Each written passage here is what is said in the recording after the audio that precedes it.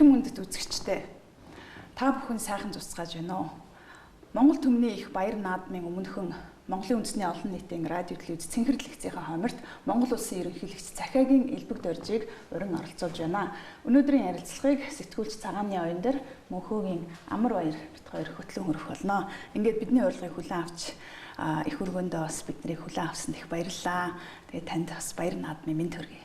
За их баярлалаа. Одоо энэ манай гэрт хүрэлцэн ирж энэ баяр наадмын өмнө ингээд сайхан одоо ярилцах боломж гарч байгаад баяртай байна. За тэгээд ярилцлага мэдээж хамгийн сүүлд Монголын улс төрийн амьдрал болсон хамгийн халуун сэдвээр эхлэе гэж бодож байна. 4 жилд нэг удаа Монгол түмэн ардчлаар олгоцсон эрхчлөөгөө эдэлж төрийн дээд эрх барих байгууллага сонголоо. Зарим хүмүүс бол огт санаанд оромгүй үр дүн гарлаа гэж үзэж байгаа. Энэтэй та санал нийлэх үү? За ер нь сонгуулийн дүнг бол таана гэж байдгүй юм байна. Нэг дүгнэлт бол хийж байгаа би. Ховдоо ер нь энэ 4 жилийн үйл явцыг харж байхад цагаан сарын дараа бид нар сонгуулийн тухай ярьж илээсэн юм. Янз бүрийн таамаг дэвшүүлээд. Ер нь тэр үеийн одоо нэг сонгуулиас 2-3 сарын өмнөх таамаг бол илүү бодиттой байдаг юм байна. Яг сонгуулийн хууль гараад нэр дэвшигч нь тодроод ирэхээр нөгөө нэр дэвшигчээ дагаад л хуулиа дагаад яриад явцдаг. За тэр аймагаас энэ хоёрч баараггүй. За тэр намын энэ тойрог дээр ялах юм байна гэд нөгөө хүмүүсээ тоолоод эхэлдэг. Тэр нь бол бас зөрдгөл юм байна л да. Гэхдээ ер нь бол бас сонгуулийн дараа ялангуяа одоо эрх баригч байжгаад ялагдсан ардчлан намынхны хувьд нэлээд их одоо шүүмжлэл ирэл гарч байна л да. Сонгуулийн өмнө намаа бодоод чимээгүй байсан хүмүүс одоо дуурч эхэлж байна. Тэр дуурч байгаа дууралт донд бас таныг буруутгасан нэлээд олон дуу хоолой сонсогдоод байх юм. Энэ танд хүрч байна уу? Тэгэхээр ер нь бол нөгөө бурууг өөрөөсөө хайна гэж ярьдаг тийм ээ. Сонгууль аливаа үйл ажиллагааны дараа за юунаас болов, ямар зүйлээс болов гэдэг энэ асуудал яригдах байх. Тэгээд энэ бол нэлээд урт удаан хугацаанд би бол ярилцах болов гэж ингэж бодож байгаа. Зүгээр миний нэг харж ирсэн бол би нэг удаа жиргэн дээрээ биччихсэн. Ер нь аливаа одоо улс орны хөгжлийн ихч адилхан аливаа улс төрийн нам одоо энэ хүчний ихч адилхан үжил санаагаар хөдөлдөг юм аа. Үнэт зүйл гэдэг юмыг урдаа барьж явах хэрэгтэй. Түүнээс биш түүнийг одоо мөнгөөр ч юм уу одоо нэг тийм шавар тоосгоор ч юм уу солих юм бол тэр үзэл санаа нь алга болчдөг. Тэгэхээр манай энэ улс төрийн намуудад одоо нэг өгүүлэгдэж байгаа юм бол ер нь тэр үзэл санаа үнэт зүйл гэдэг юм бол их бага болоод байгаа. Одоо тэр шударга ёс, хүний эрх, иргэдийн оролцооч гэдэг юм уу тийм ээ. Улс орны нийтлэг эрх ашиг гэдэг нэг байдаг шүү дээ. Тэгэхээр аливаа удирдагч удирдах байгаа хүн бол энэ зүйлээ эрхмэлж тэр хамт олон улс орноо хөтлөж явдаг. Энэ л дутагдуудаа гэж бодож байгаа. Тэгэхээр ер нь бол сонгуулийн өмнө одоо юу гэдэг нь за ардын нам ялах нэ гэсэн ийм таамаг бол байсан. Гэхдээ зүгээр ийм үнэлэхөө олонх болно гэж л одоо жишээлбэл үндэ ардын намынхын ч бараг төсөөлөг ба ардс намынхын ч гэсэн одоо яг ингээд нэг 9 судалтай үлдэнэ гэж бодоагүй л дээ. Ер нь хэд олонх гарсан энэ байдлыг одоо та юунаас боллоо гэж үзэж байгаа. Сонгуулийн дүнг төсөөлж исэн төсөөлөл бол нөгөө сонгуулийн хуулийг өөрчлөх яриа гарсан шүү дээ. Цэц дээр нэг маргаа үүсгээл одоо ингээл янз бүрийн дарамт шахалт бий болоод хоорондоо ярилцаал болно болохгүй гэж байгаа. Тэгээ бүр одоо хамгийн муу хувилбараар сонгосон 76 гэдэг. 2000 онд энэнийг туршаад үзсэн. Тэгэхээр улс төрийн хүчинч бай, улс оронч бай, ер нь хинч бай бид нар сургамжаа үргэлж санаж явах хэрэгтэй. Тэгээ болохгүй байх гэж өөрчлөөд 48, 28 болгож өөрчилсөн. Энэ хоёр одоо сонгуулийн хоёр хэлбэрт хоёуланд нь дутагдал байгаа сайн тал байгаа шүү дээ. Тэгэхээр энэ хоёрыг арай нэг жоохон нийлүүлсэн. Нэг нь ерөөсөө төгс биш байхгүй. Тийм учраас нийлүүлсэн тэр хувилбар нь би бол зөв гэж бодож ирсэн. Тэгээ аливаа ийм одоо хувилбарыг төвчээд цаашаа аваад явах хэрэгтэй байхгүй. Тэгэхээр 2000 онд бас л одоо 96 оноос хойш ардчилсан холбоо эвсэл гэж одоо засгийн эрх барьж ирсэн шүү дээ. Тэгэд явж байгаад бас одоо сонгуулийн хуулиа өөрчлөөд 76 жижиг болгосон. Тэгээд 2000 оны сонгуулийн дүнгээр 72 судалтай үлдчихвэлээ. За одоо энэ 2016 оны сонгуулийн дүнгээр 65 судал. Ер нь 72 судалд 65 судалд бараг зарчмын ялгаа байхгүй шүү дээ. Хоёулаа үнэмлэх боломж болчихж байгаа. Тэгэхээр би тэр сонгуулийн хуулийг авч яхад одоо манай улс төрийнхэн одоо энэ ардчилсан намын дарга бүх энэ намын удирдлагууд миний үг хэлж ирсэн хүмүүс бүгд санаж байгаа. За та нар бол нэг тал руугаа савдаг ийм хууль авчлаа. Би зүгээр аль тал руугаа савахыг нь бол хэлж мэдэхгүй байсан. За нэг тал руугаа савнаа. Магадгүй одоо нэг нь 60 гарт савна. Би бүр тодорхой одоо тооч хэлж ирсэн. Зарим нь 10 хүрэхгүй ч болж магадгүй шүү. Одоо надад эргүүлэл сануулад байгаа юм л их хурлын гишүүд орж ирээ. Та яг тэгэхэд тэгж хэлж ирсэн шүү дээ. Энэ хуулийг гарч яхад гэж. Тэр бол бараг л ойлгомжтой байсан. Нэг тал руугаа савхан зүгээр аль тал руугаа савх нь бол одоо ойлгомжгүй байсан л да. Тэр бол ард түмний хийсэн сонголт байхгүй.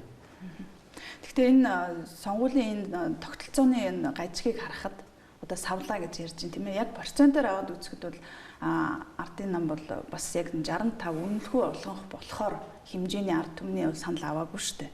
Тэгэхээр яг эндээс үүдээд бас хийсэн бүтээснээ сонгодгүй юм байна. Эсвэл үнэт зүйлийг сонгодгүй юм байна. Ерөөсөө энэ системээс л ерөөсөө бүх юм хамаард юм байна гэдэг нэг ийм бас яриа яваад байна л да. Үгүй системийн биш, ер нь л өөрсдөөс болж байгаа. Одоо жишээлбэл ажил хийсэн тухайгаа ярьсан тэр яриа сүүлийн 4 жил 2 жил ярьлаа шүү дээ. Ажил хийсний сонгодог бол сонгохол байсан бах ардчилсан намыг. Ер нь ардчилсан нам ажил хийснээс биш ер нь аран шингаасаа болж алдсан ийм тал байгаа шүү дээ. Би бол 2014 онд сонгуул хийсэн бол баг ийм дүн гарах байсан гэж боддог. Ер нь 2014 он гээл ирэхэд ардчилсан нам одоо тэр үед байсан улсуудыг харж байхад ялангуяа засгийн удирдлагын тэр харж байхад бол бүрэн нэр хүндээ алдсан байсан шүү дээ. Бүр улсуудын хүмүүсийн тэр итгэсэн итгэл алга болцсон. Нөгөө Монголын засгийн газар биш бараг л одоо ах トゥ хамаатны засгийн газар. Тэгэл нэг жаахан юм бол гараад ирэхээр л заавал тэр нэг тойрог фракцийн засгийн газар. Бүр үнэхээр учир утгаа алдсан шүү дээ. Би бол тэр хариуцлага талаас нь бусад бүх талаас нь сануулж хэлж ийсэн. Тэр нөгөө хууль одоо хууль надад хамаагүй ч гэж яах. Бүр тийм болсон шүү дээ. Хууль хамаагүй хариуцлага гэдэг бол бид ингэ байж байхад ер нь хариуцлага хэн ярих юм? Хэн хэлхий надад гэдэг ийм маягтай явсан. Би бол 14 оны сүүлээр сонгуул хийсэн бол яг л ийм үр дүн гарах байсан л гэж бодож байгаа. Та гэхдээ ардсан намаас нэр дэвшиж ерөнхийлөгч болж исэн. Ардсан намыг бүр хөдөлгөөн байхаас нийгмийн шинжилгэээс нэхлээ дотор нь явж исэн. Хизээ энэ үр зүйлээ алдчих байна. Зүгээр хамгийн гол нь ардсан нам чинь бас удаан хугацаанд бид нэр үнийг босгохын тулд маш олон мянган хүн, маш их хүн хүч хөдөлмөрөөр зарцуулсан шүү дээ. Тэр хүмүүс бол би огт буруугүй л гэж боддог. Ардчилсан нам бол институтийнхаа хувьд одоо би бодож байгаа 2008 оны сонгуул хүртэл бол үнэхээр сайн институт байсан шүү дээ. Тэр үеийн сонгуульд хэрэгжилжсэн тэр нөгөө модон одоо хайрцаг тэр нөгөө цаас тэр үеийн сонгуульд хэрэгжилжсэн 30 хэдэн аргаар одоо тэр сонгуулийг л өөртөх арга байдаг гэл ёстой 40 хэдэн хувийн санал авчаа 60 хэдэн хувиар нь л өөрчилжсэн гэл 2008 онд бид нар ярьдаг л байсан ш 60 гаруй суудл авсан гэл үнэхээр авсны үед авсан энэ их халуун болж байгаа 2008 онд 60 түмэн яаж одоо тэр сонголтоо хамгаалж асуудал тавьж илээд тэгэхээр тэр хүртэл бол ардчилсан нам бол би харж байхад бол үнэхээр институт болцсон. Дээрээс нь хамгийн гол нь тэр бүх юм дүрм журмаар л явдаг байсан. Ардчилсан нам шиг бүх үйл ажиллагаагаа журмаар зохицуулсан нам байгаагүй. Дээрээс нь тэр сэлбэлт нөгөө сэлгээ ортаац гэж ярьдаг байсан тийм ээ. Үндэсний зөвлөлтөөр жил бүхэн одоо сэлгээ хийдэг 30% өөрчлөгддөг байсан. Энэ юм чинь л аваачаал 6 жил төгжээ хийцэн байхгүй. Ямар ч үндэсний зөвлөлтөөр оны урал байхгүй. Ямар ч юм байхгүй зөвхөн бараагцуудын тэмцэл зөвхөн тэр нэг муухай хувийн эрх ашгаар шийддэг ямар тал одоо нөгөө Баабар хүртлийн нам одоо оршуулагчлаа энэ нам бол алга болчлоо сончлоо Батүйл хүртлийн зүгээр л нэг тийм одоо баг феодлуудын ч гэдэг юм уу тэр ханилгуудын хоорондын зодоонд боллоо нам биш боллоо гэж.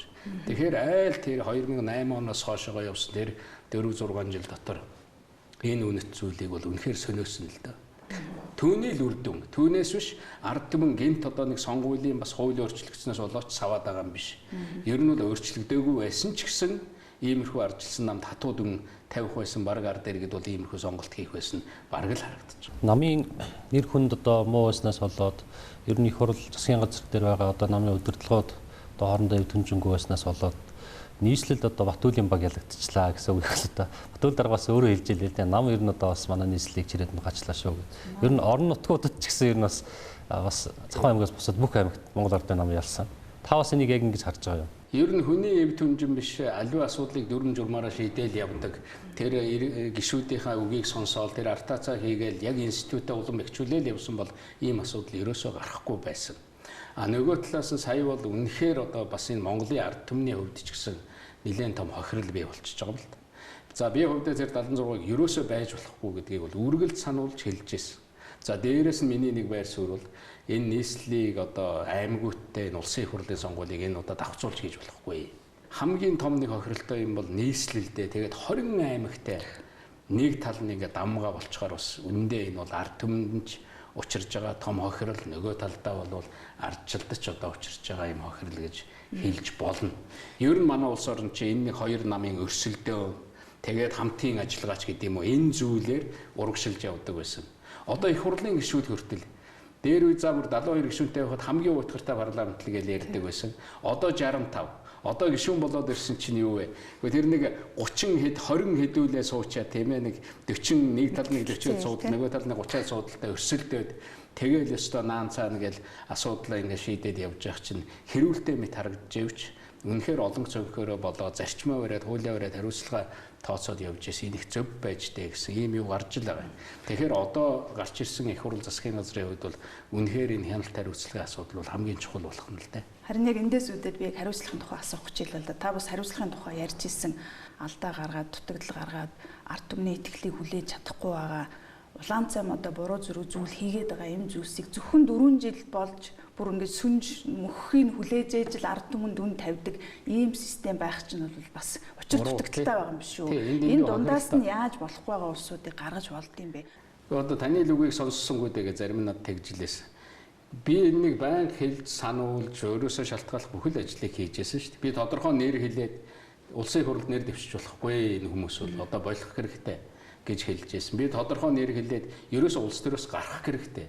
Та нар улс төрд байгаад энэ намын дотор байгаад үйл ажиллагаа явуулаад хохирол авчирнэ үхээс биш сайн сайхан юм болохгүй юм байна. Улс төрөөсөө гараад тэр бизнес бусад одоо салбар олон нийтийн төлөө ажилладаг гэр орон гэр бүлээ аваад өгдөг зөндөө олон сонголт байгаа шүү дээ. Эннийхээ дагуу явал да. Яах гэж энд ингэж байгаа юм бэ? Дээрээс нь хариуцлагын хууль гээл одоо санаачлаад оруулаад зүтгүүлээд батлуулах гэж хичнээн үзвэ.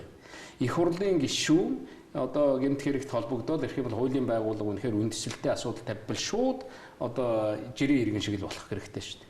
Одоо энэ их хурл руу ч нөгөө нэг хариуцлагаас зохицуулсууд гүйж ордог. Өмнөх 4 жилд ч тийм байлаа. Дараа 4 жил тэрнийг залгуулахын төлөө өхөн хатан л явж байна. Яг л иймэрхүү байдал гарсан байхгүй. Тэгэхээр тэр хариуцлагын хууль, төрийн албаны хууль тэгэл миний хэлээд байгаа энэ их хурл би их хурлыг нөгөө нээж эхлэхдээ хэлжсэн сая эхлүүлэхдээ ерөөсөө төрийн албаны хуулиа батлахаас хариуцлагын хуулиа батлахаас эхлүүл. Харин зүгээр эрх барьж орж ирж байгаа олон улсын одоо Монгол Ардын намын гишүүд хүртэл хариуцлагын хуулийн тухай, төрийн албаны хуулийн тухай ярьж ин лээ. Энийг одоо хурдан баталж эхэлье гэдэг. Юм нэг шин байхдаа л юмаа засмаар байгаа. Сонгуулийн хуулийн дээр ийм одоо юм гарлаа, ийм болохгүй байна гэд ингэсэн улсууд хийх хэрэгтэй. Одоо нэг жоохон их хурлын гишүүн байгаад би энэ дотор ч удлаа, харлаа. Ерөөсөө нэг 6 сар болоод тэгэл алхаан удаашрал, дуу хоолой нөөр болоод тархи толгоо нөгөө нэг ард түмнээсээ тасраал тэгэл өөрийнхөө вакуумд орчдөг байхгүй. Тэгээ юу ч сонсгоо болдог. Одоо энэ нөхдүүд мөн л тэр зам руу орно л та. Эхний нэг 3 сар, эхний нэг 6 сар, за нэг гэж ярьдаг шүү дээ. Гартал ер нь 100 хоног гэдэг чинь тийм учиртай. Арай нэг нүдэн нээлттэй, арай нэг чихэн нэг ард түмнэр загнуулаад дотор нь яваад яг тэндээс гараад ирсэн улсууд байгаа шүү дээ. Гэхдээ одоо бол энэ төр засагт ажил хийнэ гэдэг бол маш их нарийн бодгол хэрэгтэй. Би нэг хэлээд байгаа. Та нарын алхсан мөр бүхний ч ард түм харж байгаа шүү. Нэг саран дээр гიშгсэн мөр арилдгүү гэж ярьдаг. Яг тэрэн шиг сарны хөрсөнд гიშгсэн мөр шиг үлднэ.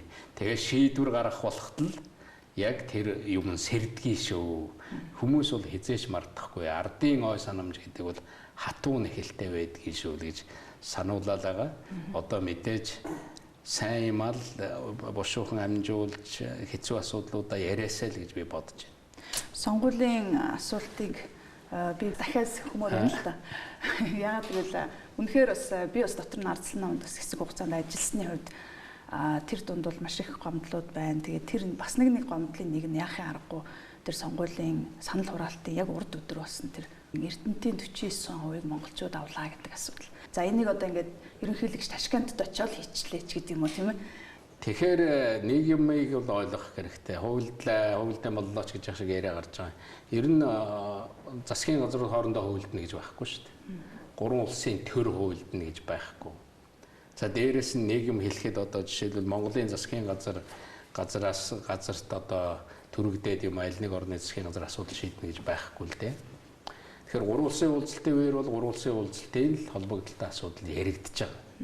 Тэр үеэр 2 талын уулзалтууд болж байгаа. Мэдээж 2 талын уулзалтан дээр хоёр талын холбоотой асуудлууд яригддаг. Тийм учраас тэр бол 3 улсын уулзалт болох гэж цугласан ч юм биш. Шанхай хамтын ажиллагааны байгууллагын дээд түвшний уулзалт гэж тэнд байдаг одоо нэг гишүүн 6 орон, ажиглагч 6 орон, тэгэл хамтардаг урилгаар ордог 6-7 орон гээл тэгэл олон улсын байгууллагууд гэдэг чинь зөндөө олон дээд түвшний хүмүүс ирж богинохон хугацаанд төлөвлөсөн асуудлыг ярьдаг байхгүй.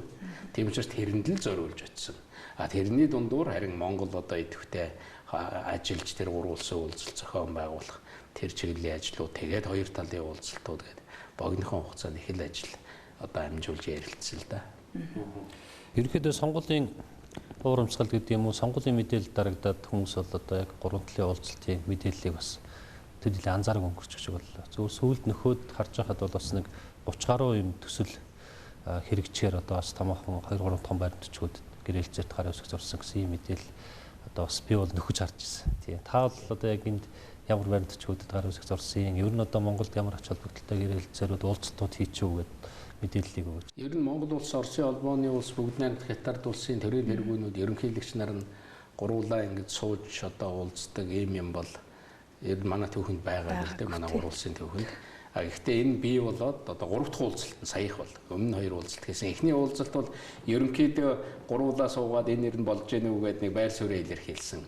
Тэгээд дараа нь энэний чинь дараа бид нэг юм тохирсон. Гадаад харилцааны яам дээр гадаад харилцааны дэд сайдын хүрээнд ажлын хэсэг байгуулъя. Тэгээд байнга уулздаг болъё гэдэг. Энэ одоо байнгын харилцаа бол тогтцсон. За дээрээс нь миний хамгийн гол тавьдаг юм бол ерөөсөө дээд үтц дамжин өнгөрөх тээвэр. Энэ 3 улсын одоо тэр одоо дутагдж байгаа Монголд хамгийн их дутагдж байгаа энийг л бид ярих сонирхолтой байна гэж байнга илэрхийлж ирсэн. Ийм уулзалт болдог болсон нь үнэхээр одоо Монголын төвх одоо энэ гадаад бодлогын хувьд бол том амжилт л да. Тэгээд хоёр дахь уулзалтаараа бид нар тэр хилийн 20 цээр нэг талдаа одоо шалгасан зүйлээ нөгөө талдаа хүлээн зөвшөөрөх гэдэг юм уу. Тэр л хүнд суртал тэр ард иргэдээ одоо үйлчлэгээг сайжруулах гэж ярьсан. Сая 3 дахь уулзалтаар бол бүр 3 улсын тэр дэд бүтэц тэр одоо төмөр зам, тэр дамжин өнгөрөх тээвэр, тэр эдийн засгийн коридор гэж ярьсан шүү дээ, эдийн засгийн бүс. Монгол дунд нь байгаа учраас эндээс Монгол хожих их боломжтой. Гэхдээ аль алинд нь монголоор холбогдох юм бол мэдээж дэвт замаар холбогдож байгаа учраас манай хоёр хөршдөгч хэрэгтэй. Тэгэхээр энэ санаачлагуудыг хүлээж авч одоо ийм ажил хэрэг болгоход санаачлаг гаргаж хамтарч ажиллаж байгаа үед би үнэхээр одоо Оросын холбооны улсын ерөнхийлөгч бүгд найрамд Хятад улсын дарга энэ одоо төрийн нэргүй хүмүүст үргэлж одоо талархаж явдгийг энд хэлэх хэрэгтэй. Тэгээ сая 3 дахь уулзалтаар бүр тэр тодорхой одоо том хөтөлбөрийг гарын үсэг зурж баталсан. Тэрэн дотор нөгөө яригдаад байгаа 32 төсөл гэж. Манай ажлын хэсгийн улсууд гараад 32 төслийн нэр гаргасан юм. За одоо энэ хөтөлбөрийн хүрээнд 3 талаараа хамтарч хийх ийм одоо төслүүд байна гэд. Тэгээд одоо цаашаа тэр төслүүдээрээ задарч ингэж явах юм аа. Энэ бол үнэхээр маш том одоо ийм арга хэмжээ. Энд дээр харин монголчууд бид нэг эрх ашигтайгаар ямар нэгэн улс төрийн өнцгөөс харахгүйгээр ингэж одоо дэмжиж ингэж хамтарч ажиллаж байгаа нь бол их сайн зүйлээ. Эндээс л одоо аль аль нь л хожих ёстой. Бид нар энэ дээр үндэснийхээ эрх ашигыг мэдээж хамгийн түрүүнд тавьж асуудлаа тавьж шийдвэрлэхийн төлөө явдаг. Гэхдээ 3 улс дандаа одоо юу гэдгийг санаа нийлсэн зүйл бас ярьдаг л байх л та. Нэгээс болохгүй зүйлээч бас хүнд хэцүү яриа хэлцээрч бас болдог байх. Зөвхөн сүүлд нь ингээ харж байхад бас Оросын талаас эгийн голын цэглэгээ станцын асуудал дээр нэлээд л байр суурь илэрхийлсэн харагдчихсэн. Тэгэхээр ер нь бол бидний бас л гуруулаар нэг их сайн зарчим тогтсон шүү дээ. За ер нь 3 улс аль аль нь одоо аль нэг нь нэг зүйл дээр санаа нийлэхгүй байгаа бол тэрнийг бол одоо 3 улсын хамтын одоо тийм шийдвэр гэж үзэхгүй. Тэр нь Монголын талд ч гэсэн бүрэн боломж олгож байгаа. Монгол одоо хоёр хөрштэйгээ харьцуулахад бас харилцах одоо харилцаа жим бан гэдэг юм бий байх. Тэгэхээр энэ дээр Монгол одоо бид санал нийлэхгүй л байна гэвэл тэр шийдвэр бол гарахгүй байгаа. Тэргээр бас их онцлогтой. Нөгөө талаас 3 тал нь гуруулаа ингэж эрх ашиг нь одоо нийлж үндэсний эрх ашиг гэдэг юм уу ингэж асуудал явна гэдэг. Сая эгийн голын усан цахилгаан станц дээр бол энэ дээр товчхон тайлбар өгөхөд би бас Путин ерөнхийлөгч үг хэлснийхэн дараа би тэр хоёр талаараа уулзсан л да. Тэгэхдээ би бол хэлж ирсэн. Та одоо нэлээд ширүүхэн л байр суурь илэрхийлчлээ. Яг энэ дээр бол бас нөгөө талаас нь харахад ийм юм байгаамаа гэдэг. Ерөөсөө миний хэлсэн санаа бол ийм юм аа. Эгийн голын усан цахилгаан станц гэдэг нэрнээсээ шахуулаад сэлэн мөрөн дээр баригдах гэж байгаа юм биш ээ. Сэлэн мөрөн цутгадаг гол эгийн гол гэдэг бол. За нэгдүгээрт нь хоёрдугаарт нь эгийн голын цаана их авдаг. Одоо манай хөвсгөл далаа тэгээд цаашаага их авдаг бүх голууд нь нөгөө хөвсгөлийн тэр их уулс, тайган тэр их уулсаас их авдаг. Тэр нөгөө мөслөгтэй, мөнгө цэвлэгтэй байхгүй. Тэр нь одоо дэлхийн дулаарлаас болоод хайлаад байгаа. Тэгээ ер нь цаашаага тэр эгийн голын одоо усны түвшин багасах маш их магадaltaй. Ойрын 10-20 жилд. А тэрнээс бид нэр харин сэргийлж усны тохируулга хийхэд энэ усан цахилгаан станц их хэрэгтэй. Эгийн голын усан цахилгаан станцыг харж байхад харин ч байгаль нуулд хор гөнөөлтэй биш. Бүр байгаль нуурыг одоо аврах, байгаль нуурын тэр одоо усны түвшин доошлуулахгүй байхад авч байгаа арга хэмжээ гэж ингэж үзэж болно. Манай хоёр талын ингээ газрын зураг та нар хараараа. Манай хойд талаар бол ингээд газрын зураг дээр жижигрүүлээд харахаар дүүрэн усан цахилгаан станцууд байдгийг. Манай урд хөрш маш олон усан цахилгаан станц шүү дээ. Монгол улс л том хэмжээний усан цахилгаан станц байхгүй. Би том хэмжээнийхээр нэг 300, 400, 500 мегаватт гэж ярих гэдэг юм л да. Тэгэхээр энэнийг бид нэр хийх гэж байгаа. Яг ийм зүйлээ гэдэг ингэсэн. Тэгвэл яг хоёр талаараа бас дахиж ярьж болох юм байна. Ерөн шинжлэх ухааны хүмүүс уулзаж болох юм байна. Тэгэхээр миний хэлж байгаа бол бас тийм учиртай байгаа. Тэр усны зохицуултыг, усны тэр тохируулгыг бид нэр эгийн гол дээр хийж чадах юм бол эргээд сэлэнг мөрөндөөч хэрэгтэй, цаашаага байгаль далаадаач хэрэгтэй. Байгаль далаа гэдэг бол ер нь нийт хүн төрөлхтний одоо энэ байгалийн одоо асар их одоо өв сан шүү дээ. Тийм учраас бид нар аль аль нь хариуцлагатай хандах ёстой. Тэгэхээр бид бол зөвхөн нэг усан цахилгаан станц гэдгээр хараагүй шүү гэсэн иймэрхүү зүйлийг хүртэл ярьж байгаа. Тэгэхээр тэр уулзалтын үеэр тэр удирдагчид хамгийн гол нь тийм олон ерөнхийлөгч ирсэн байхад овсгоо самбаа гаргаж энэ асуудлуудаа бид нар ярилцаж ойлголцох асуудал бол их чухал байдаг.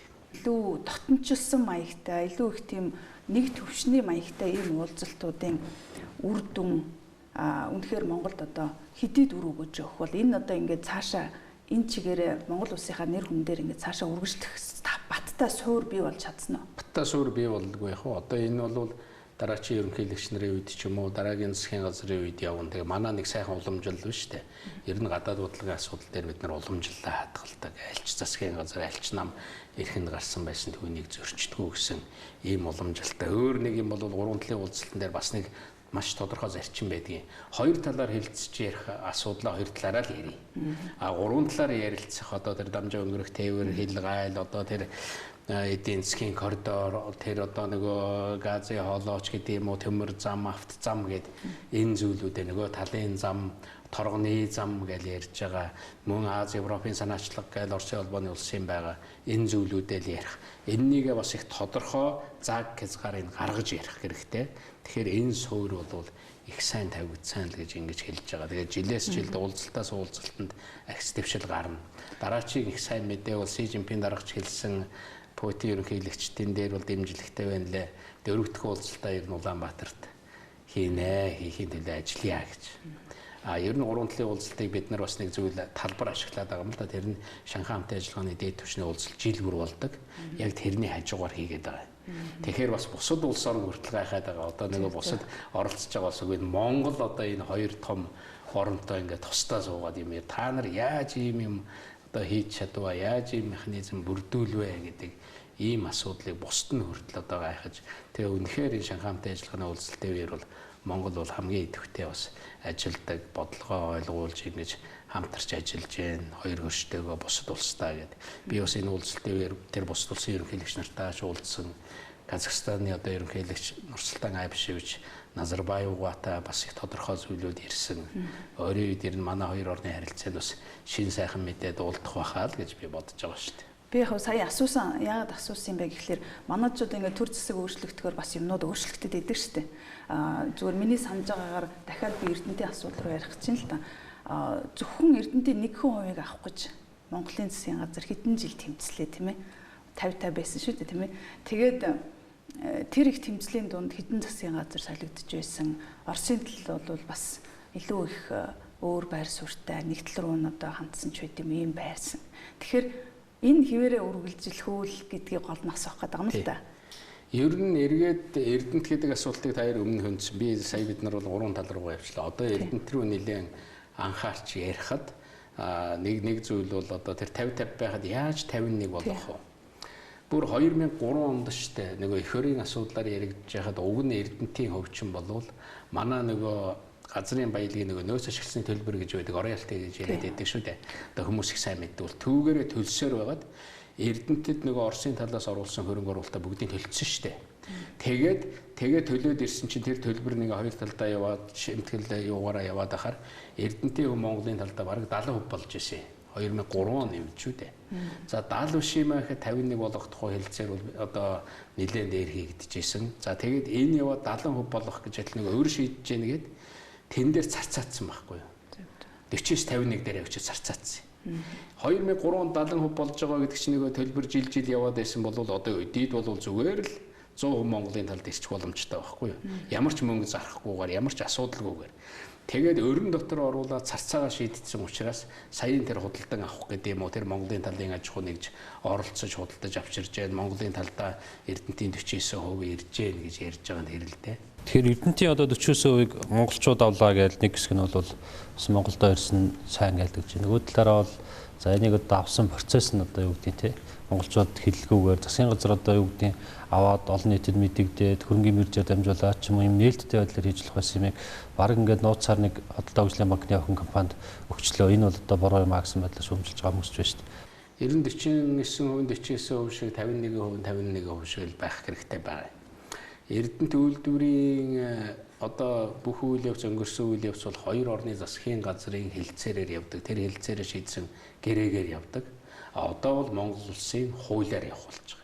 Нэггээр хэлбэл Монголын талд одоо 100% ярилцах, Монголын их хурл засгийн газар одоо энэ шийдвэр гаргадаг талдаа ирж байгаа. Тэгэхээр энэ талаараа бол монголчууд дотроо ярилцж шийдэх асуудал.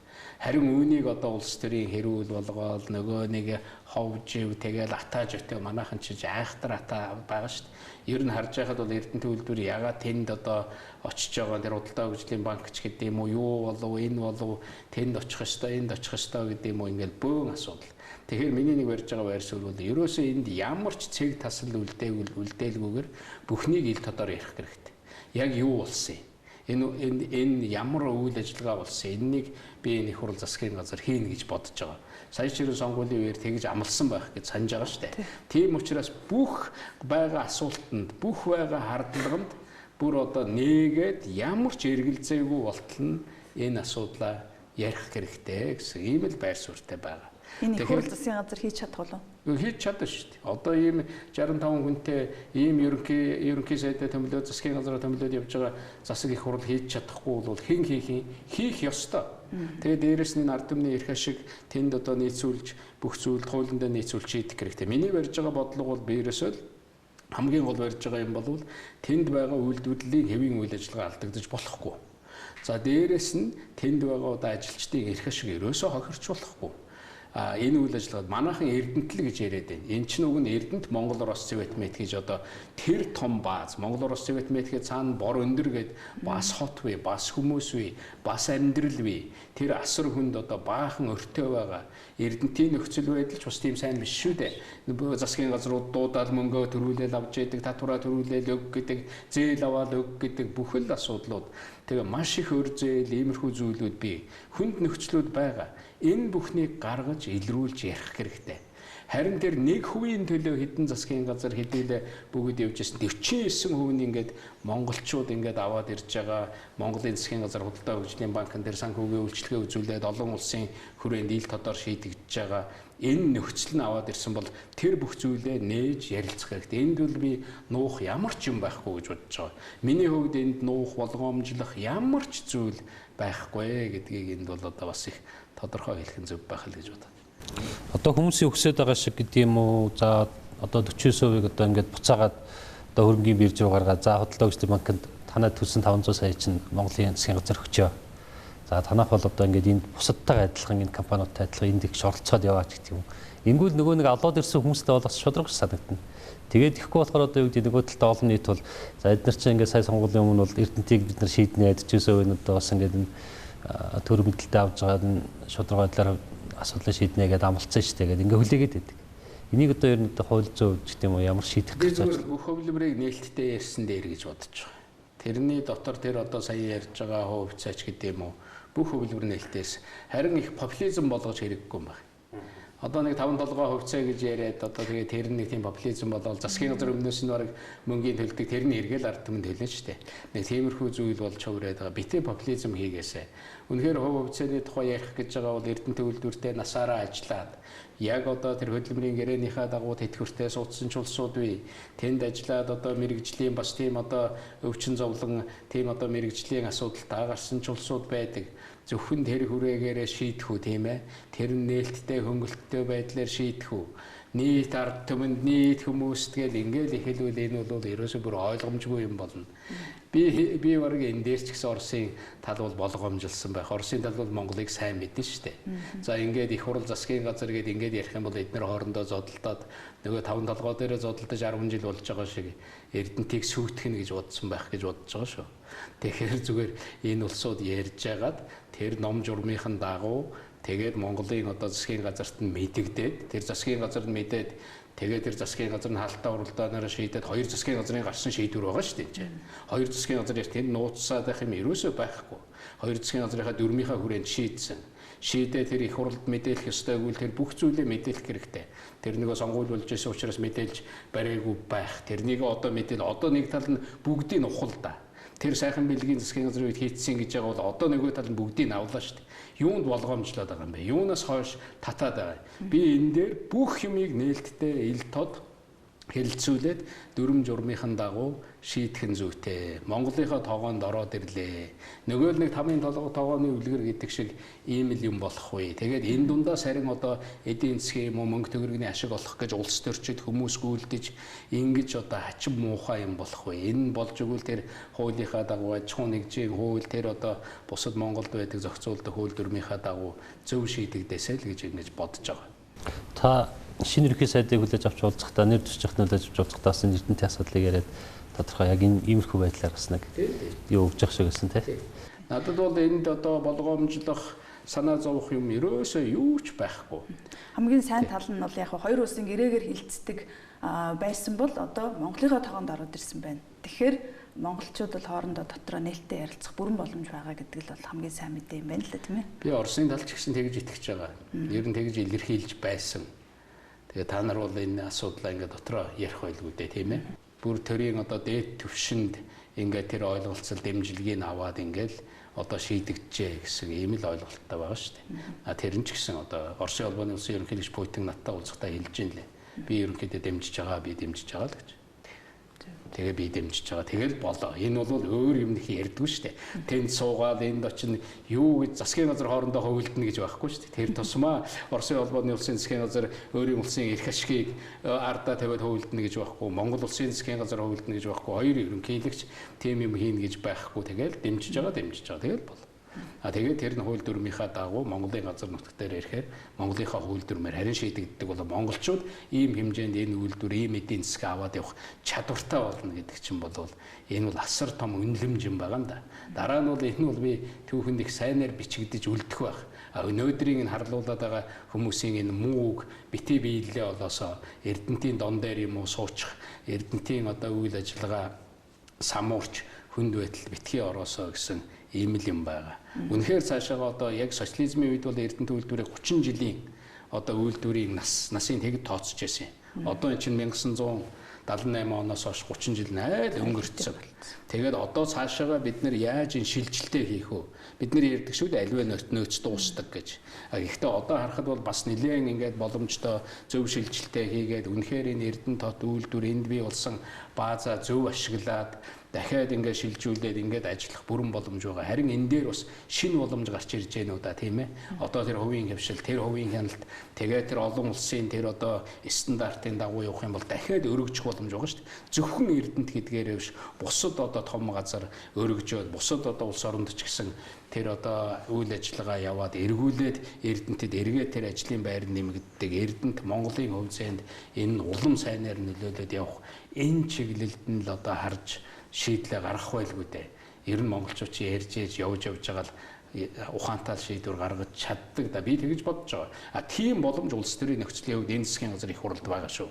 Та бүхний гар дээр та бүхний хариуцлага дээр ирсэн шүү гэдгийг л бүр хэлье. Урд нь бол ерөн зүгээр жишгүүдийг хараад байхад их хурал сонгуулсны дараа бол засгийн газар голдуулан 8 сар хүргээл байгуулагддаг шүү дээ. Таны байр суурийг хараад байхад ер нь хурдан байгуулад ажилдаа хурдан ор гэсэн тийм зүйл шахаа байх шүү.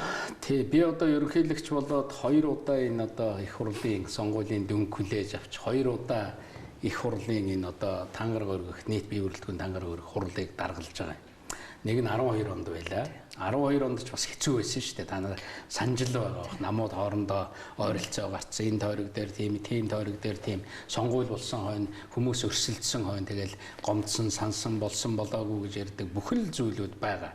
Мэдээж тэр гомдол сандал уулийнхаа хүрээнд юм явах ёстой.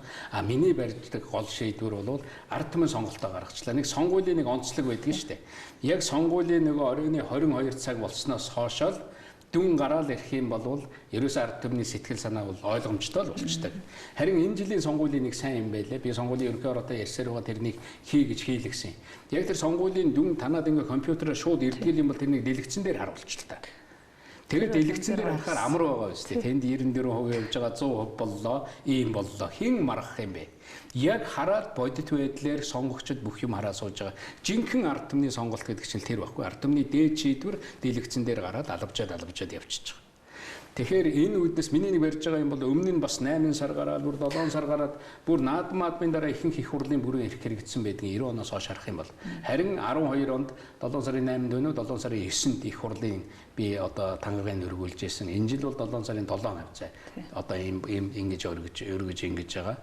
Тэгэхээр ард түмний шийдвэр гарсан, хариуцлага авсан улсууд, ажиллаа авсан улсууд нэг өдөр ч гэсэн одоо цаг алдалгүйгээр л ажилдаа орох хэрэгтэй юм л да. Урд нь бол зүгээр бидний хүлээлт бол одоо сэтгүүлчдийн төвшөнд ч гэсэн ярьж исэн. Одоо энэ засгийн газар ер нь бол асема дуустал байх байхаа. Энэ их бэлтгэл ажлын хажуугаар энэ олон дээд түвшний орны улсууд Монголд анх удаа бас ирэх гэж байна. Ийм төвшөнд одоо цоошин засгийн газар ажиллаа мэдхгүй улсууд угтах нэр нь хэр зохиомжтой бэ? Би бол нэг ийм асуулт нэг жил хариулт. Би бол ажиллаад байж байгаа. Намайг энэ ажлыг л хий гэсэн. Энэ ажлыг хийгээл хуульчилсан байна. Энд нэх одоо ажилдаа дарагдаал сүйд болоод байх юм байхгүй. Энэний цаана гарч би ажиллах л үүрэгтэй. Тийм учраас ийм ажлууд давхцлаа. Энэ мэдж байгаа харагдаж байгаа зүйл. Тэгээд энэ ажлынхаа ард гарнаа болно. Ер нь их хурлын бүрэн эрх шилжинэ гэдэг бол гишүүдэн тангараг өргөснөөр шинэ их хурлын бүрэн эрх эхэлждэг. А засгийн газар байгуулагдана гэдэг бол ерөнхий сайд томилогдоод тэр засгийн газрын бүрэн эрх эхэлждэг шүү дээ.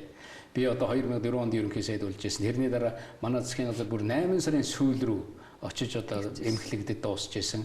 Тэгэхэд би 2 сар гаруй одоо Монгол Ардын Хувьсгалт намын тэр үеийн нэрээр засгийн газартай гишүүдтэй хамтарч ажиллаж байсан болдгийг ерөнхий сайдтай итгээд яг зарим нэг хийж болохгүй байгаа зүйлүүдээ сайдуудад сануулад за энэ дээр та нар болгоомжтой байна. Энэ нэг хийж болохгүй. Ийм ажлаа үргэлжлүүл. Тэгээд дараагийн засгийн газрын чинь гишүүн томилогдоод тамгаа өгөөд хаалгаар гарахаараа л за одоо ингээд ажиллаа хүлээлгэлээ гэж бодороо гэдэг ийм л зарчмыг би хатуу өрдөг. Ингэж л ажиллаж байгаа.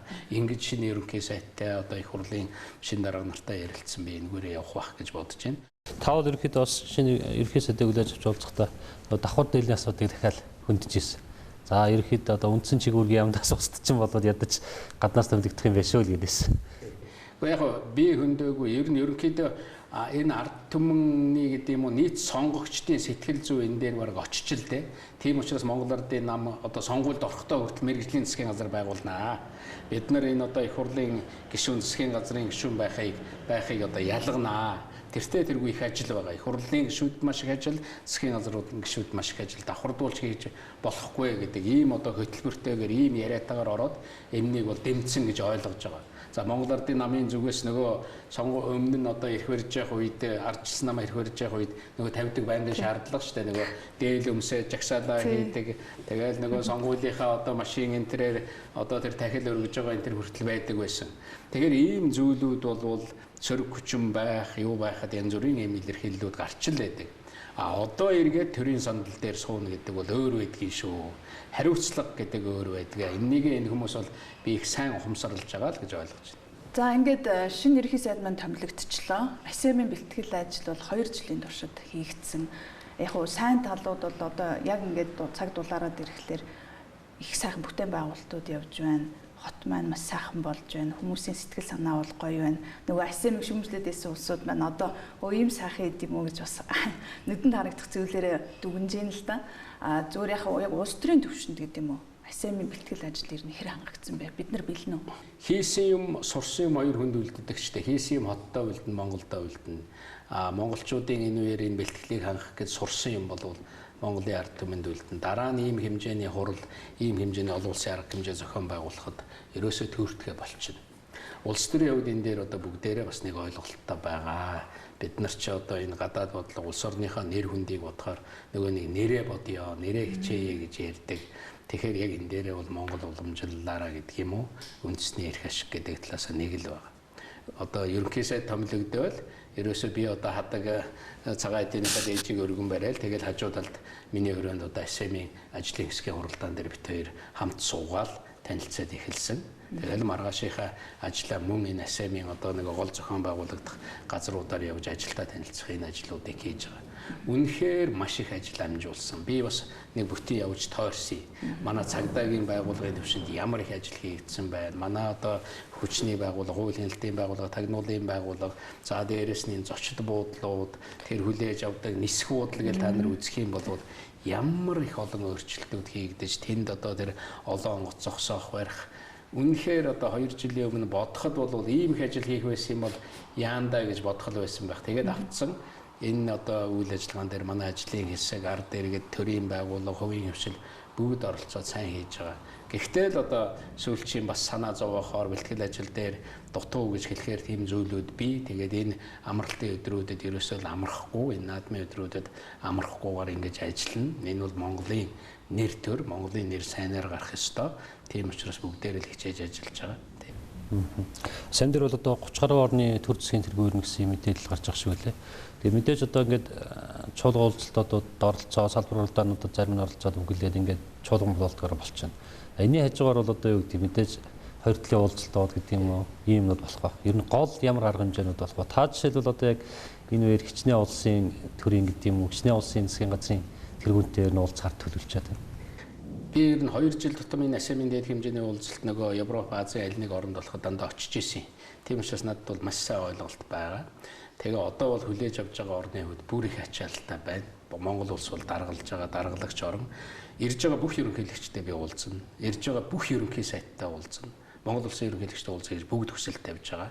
За дээр нь энэ СМ-ийн энэ их хурлын үеэр 5 айлчлал авч байгаа. Ерөөсө монголч нь бараг жилдээ 5 айлчлал авдаг байхгүй. Тэгсэн чи одоо энэ 2-3 хоногийн дотор бид нар 5 айлчлал авна. Хятадын ерөнхий сайдын аль болсны айлчлал байна. Бүгд найрамдах Солонгос улсын ерөнхийлөгчийн аль болсны айлчлал байна. Вьетнам улсын одоо ерөнхий сайдын аль болсны айлчлал байна. Сингапур улсын ерөнхий сайдын аль болсны айлчлал байна. Япон улсын ерөнхий сайдын аль болсны айлчлал байна. Нэг сумаар 2 тулаа удаж гэсэн үг. Сумаар 2 тулаа тий. Нөгөө талаас тэр их хурал тэр ажил явж байхад энэ бүхнийг амжуулна. Зарим нь бол урд өдөр нь авж байгаа. Зарим нь яг СМ-ийн одоо тэр гол хурал дуусан гот маргааш нь авж байгаа. Тэгээд бүх одоо аливаа улс орны ерөнхийлөгч ерөнхий сайд эрэхтэй тэр гадаад харилцаанд бүгдээрээ зорилго тавиад ирдэг. Манай хойд хөршийн одоо ерөнхий сайд ирж байгаа. Тэгтэл энэ улсуудтай уулзна. Энэ улсуудтай уулзсан. Ийм энтэй уулзахдаа ийм сэдвээр ярина гэж бүх улс орны хоёр талын уулзалтуудаа бас хийж эхэлнэ. Монгол одоо мэдээж хүлээж авч байгаа энэ боломжоо ашиглаж байгаа. Тэгээд үнэхээр энэ засгийн газар энэ их хурлын шинэ удирдлага бол азтай байгаа юм л да. Хизээч одоо их хурл засгийн газар бүрэлдээд ингээд 30 хэдэн орны төр засгийн тэргүүн ирээд шууд уулзаад гар барьж ирсэн тохиолдол байхгүй. Энэ бол зөвхөн гар барих биш. Айлчлал хийгээд энэ дээр ингэж ажиллаж байгаа. Бид ийм бодолтой байгаа. Гадаад бодлогын уламжлалт чанар үргэлжлэнэ. Гэхдээ энд нэг ийм эдийн засгийн асуудал байгаа. Нөгөө хөнгөлөлтөө зээлийгээ ингэж ашиглана ч гэдэг юм уу. Иймэрхүү зүйлүүд л одоо яригдах юм. Би зүгээр цагаа харсан. Миний албан ажил СМ-ийн үеэр бол ерөөсөө наадмын маргаашаас эхлээл 13-наас эхлээл 7-оос эхэлж байгаа шүү дээ. Тэгээд ажлын бүр хамгийн сүүлчийн уулзалт 24 цагт дуусч байгаа. Багтахгүй юу бас. Тэр чинь нэг 15-20 минутаар бодцсон. Яг 15-20 минутанда цагаа барина гэж байдгүй. Өөр орны ерөнхийлөгч юм уу асуудал яриад ингээд юу яагаад хахад шууд одоо тасалж болдгоо. Энд чинь бас протокол юу та. Гэхдээ ойлголцоод бид нар шийдэж чадах байхаа ард нь гарна. За тэгээ эндээс бол бас их одоо том шийдвэрүүд гарна, их том ойлголцол гарна. Ягаад гэвэл Аз, Европ гэдэг хоёр төвчний дэлхийн одоо хамгийн том төв. Эдийн засгийн хувьд л одоо 60% байгаа. Хүн амын хувьд ч гэсэн 60 гаруй хувь энэ хоёр төвд ногдож байгаа шүү дээ. Тэгэл бодохоор үнэхээр одоо бараг л дэлхийн хэмжээний гэж хэлдэг. Нөгөө улс төрийн олимп гэж яриад байдаг. Үнэхээр мөн л дөө. Асемэр ер нь ямар баримтчгууд гарах вэ одоо? SMS мэдээж та ингээд энэ Монгол улс SMS за энэ ASEM-ийн басны уулзалт за 11 дахь уулзалтаас гадна 20 жилийн хойно бас Монголд энэ 20 жилийн хойно таарж байгаа. Тэгэхээр энэ тэгш өмнөх 20 жилийнхаа ажлыг дүгнж ярилцсан гэж байгаа. Тэгээд дараачийн 20 жилийнхаа төлөвлөгөө одоо тэр хэдийн төлөвлөгөө тодорхойлно гэж байгаа. Гэтэл өнөөдөр Аз, Европ, ТВ-д одоо ямар олон асуудал гарч ирж байна. Энэ бүхнийг ярина. Тэгээд хамгийн гол нь бас нэг сайхан нь Улаанбаатарын нэртэй Улаанбаатарын тунхаглал гэж гарна. Улаанбаатарын тунхаглал гэсэн маш том баримт бичиг энэ дээр бол жил гаруул ярьж байгаа. Нөгөө дээд хэмжээний уулзалтын ирээл баталгаажуулдаг. Тэрний наачны дипломатууд гадаадын ажлын хэсгийнхэн байнга ажиллаж байдаг. Дээрээс нь даргын мэдээлэл гэж байдгийн chairs statement гэж нэрлэдэг байдаг. Тэр бол одоо даргын мэдээлэл гэдэг бол Монгол улсын мэдээлэл. Тэр гарна даргын мэдээлэл гэдэг нь ийм үйл явц бол ийм ажлууд хийгдлээ гэж бүх юм тэндээ ордог. За тэгээд дээрээс нь бид нар зөвхөн урал хийгээд байх ш одоо нэгэнт энэ өндөр дээд зочид ирсэн наад захны соёл түүх энэ наадмын өдрүүттэй бас таарч байгаа. Их аадар мөндөр орвол яадаг үлээ гэсэн иймэрхүү бодлого гэхтэл бүх үлтгэлээ одоо зочдтой бүх юмаа үзүүлнэ гэдэг ийм л байдлаар ажиллаж байгаа да. Тэгэхээр энэ жилийн наадам бол бас энэ олон орны өндөр дээд хэмжээний зочид ирсэн байгаа ийм үед дөрвөн их хойд давхцсан бас нэлээд том хэмжээний наадам болох гэж байгаа 1024 бүх барилдана гэж байгаа тийм ээ. Сайхан л юм одоо энэ жил чинь одоо бид нөгөө төр улсынхаа бүр одоо үүсэл гарлаа ярих юм бол бид нар тэг тэмдэглэдэг болсон 2225 тэгшээ болж байгаа. 810 их Монгол улс байгуулсны 810. За үндэсний эрх чөлөөний хөдөлгөөн өрнөсний гэдэг ингэх юм бол 105 болж байгаа баха тий. Тэгээд ардын хувьсгалын 95 жил гэдэг дөрвөн тэгшөө тохиосон гэдэг. Дөрвөн тэгшөө тохиогод 810 гэдгээрээ ер нь 10 жилд нэг удаа 1024 бүх барилдуулахаар ер нь шийдсэн. Тэгэхээр дандаа ч бас барилдаад байхгүй 10 жилд нэг удаа гэж ингэ тохирсон. Тэгэхээр бас энэ жил тохиож байгаа. Одоо нөгөө ASEM-ийн өндөр дээд хэмжээний зочдын зарим нь төрүүлээд ирж байгаа. Хэвлэлийнхэн одоо ирээд бууж байгаа шүү дээ. Ирцэн байгаа. Тэгэхээр энэ наадмыг үзэн наадам гэдэг чинь өөрөө манай энэ их түүх, тэгэл их соёл, уламжил, заншил, өнөөгийн явж байгаа энэ зам хөгжил цэцгэлгээл бүх юмны одоо хослол одоо бүх юмны охи болсон сайхан зүйл. Үнэхээр нэг жаргал цэнгэлийн манлаа гэж ярьдаг тийм зүйл монголчууд тэгж үздэг. Тэгээ энэ бүхнийг бас мэдрэх. Тэгээд наадмын өдрүүд маань яг ASEM-тэй залгаал үргэлжлэж байгаа. 12-ны орой бүх дууслаа. Тэгээд 13-ны өглөөнөөс эхлээл бүх ажил залгаж үргэлжилнэ. Тэгээд наадам маань их сайхан болно гэж итгэж байна. Тэгээд ASEM-ийн үйл ажиллагаа их сайхан болно л гэж ингэж итгэж байгаа. Энэ бол нийт улс үндэсний маань одоо нэр төрийн хэрэг. Тэгээд ингэж бас тааруулсан юм. ASEM-ийн наадмыг бол бид нар жинхэнэ том одоо наадмынхаа хэлбэрлүү нөгөө наадмын өдрүүдтэй тэр 15-ны өдөр нь орчоод байгаа юм. Тэгэхээр бид нар 9 хөлт их цагаан тугаа одоо бас зална. Ер нь аль ч улс оронд бүжиг одоо тэр нөгөө хөгжим байна. Манай тэр 9 хөлт их цагаан тугаа залаад орж ирж байгаа тэр сүр жавхлан тэр залаад аваад гарч байгаа тэр бүхнийг тэр төрийн тэргүүнүүд, тэр засгийн газрын тэргүүнүүд харах бол үнэхээр тэрийг сэтгэлдлүүлнэ. Ер нь та нар ч мэднэ хуралд оролцоод хурлын юм бол нэг сонирн байгаа л тэгээд мэдээ болоод өнгөрдөг. Ард нь юу үлддэггүй гэхээр тэр үдсэн хосгүй гайхамшигтай юм бол үлддэг. Тэр гайхамшигтай зүйл бүхнээ үзүүлье гэж байгаа. Нэгэн тал төрийн тэргүүнүүдэд бид нар зориулж наадам хийж байгаа учраас төрийн хэмжээнд л энэ бүх ёслолыг хийхээр төлөвлөж байна. Зөвхөн ингээл та нар аваад үз. Тэгэхэд ямар их том. Зөвхөн хүлээ авалтанд гэтэл 2000 хүн болох гэдэг байгаа шүү дээ. Одоо тэр ASEM-ийн нийт зочдод хүлээ авалт одоо зориулэл хийхтэй. Энэ жилийн наадмаар одоо 1024 мөх барилдана. Ер нь одоо жил болгоны наадмаар л одоо баг шинэ хүн төрүүлдэг, шинэ цолтонгоо төрдөг болсон. Тавал одоо энэ жил ер нь бас нэлээд олон шинэ цолтон төрнө гэж найдаж байгаа. Одоо шинэ бүх төрүүлнэ гэж бодож байна. Ямар бүх төрүүлнэ гэж бодож байна. Мэдээж одоо хэдийгээр ерөнхийлөгч хүн бол одоо заас нэг бүхийг дэмжих эсвэл байх л та тийм ээ. Гэхдээ дотор нэг за энэ маань гайгүй барилдчихсаа гэдэг юм дэмжиж өгдөг бүх байгаа шүү дээ. Тий, тэгж харж байгаа. Тэгэхээр энэ бас бөхчүүдэд их тийм боломж олгож байгаа. Бид нар бас ярьж байгаад ер нь одоо ихэнх аймгийн наадам маань энэ одоо улсын наадмын дараа болох юм. Тэгэхээр нэг аймгийн наадмуудад барилддаг, сумын наадмуудад барилддаг, сумын цолтой, аймгийн цолтой бөхчүүд ирж барилдана. Үүгээрээ бол энэ жилийн 1024 бүхийн барилдаан бол бас нэлээд чанга барилдаан болно. 1-ийн даваа 2-ийн даваанаас эхлээд нэлээд чансаа шалгасан, үнэхээр одох юмртай, чансаатай, бэлтгэл сайтай аавын хүүхдүүд л одоо улсын цолонд хөрнө гэж ингэж итгэж байгаа. Тэгээ бид нар бөхөө харна одоо улам одоо сайхан одоо нөгөө бөхчүүдийн их нь улам одоо урлагтай сайхан байгаа нөгөө хөвлөгийн давхил нь улам төвлөлдөр болоод нөгөө арваачдын цэцмэрэг нь улам онч болоод ингээл ирэх тусмаа гоё болно. Би ингэн л гэж харж байгаа тий. Та ер нь өөрөө морь уйдгүү. Таны одоо сайж байгаа морь гэж байгаа юм. тэр жил одоо Эрдэнэ хэр гэж одоо миний нэг нэртэй морь тэр эрлиз насанд одоо энэ шарга газарга төрүүлээ тэгж яхад тэрний төлийг надад одоо бэлгэлж байсан. Тэгээд тэрний төл нэг жил төрүүлсэн шүү дээ. Тэгээд дараа жил нэг уйд чадаагүй маш их хурдтай байсан. Би бол энэ хурдан морийг уйах, энэ хурдан морь тойрсон энэ урлаг бол Монголыг авч үлдэж байгаа, үлдэхэд оруулж байгаа асар их том хөв нэмэр морины соёл гэж байдаг. Адууны соёл гэж ярьдаг. Энэ адууны соёл гэдэг чинь агуу юм байхгүй юу? Тэгээч би бодож ирсэн. За манай 93 наадам дотроос одоо бөхчүүд дотроос Хөдөлмөрийн Баатарууд төрсэн байдаг. Тэгээ би ерөнхийлөгч байхдаа одоо сураас Хөдөлмөрийн Баатар цол олгож байсан. Сур гэдэг чинь тэр одоо сур харуун гэдэг чинь тэр дайн байлдааны үе тэр дэлхийн их гүрэн болж явах чи ямар гайхамшигтай хөөр гүйцэтгэв вэ? Өнөөдөр манай наадамд ингэж үзээ Цэвэн гоо гэж одоо хамгийн алдартай одоо олон үед амтсан гайхалтай харваач байлаа шүү дээ. Тэр хүнд би Хөдөлмөрийн Баатар нэг уяачтаас даваагүйгаа одоо тэр олон мянган уяачийн хөдөлмөр гэдэг чинь ямар их урлаг болтлоо хөгжсөн зүйл. Бүр маш их хүч хөдөлмөр ордог зүйлээ. Тийм учраас бид энэ бүх зүйлээ дээжилж явах хэрэгтэй. Би нэг жилийн наадмаар бүгдээрээ морио онцгая гэж уриалж байсан.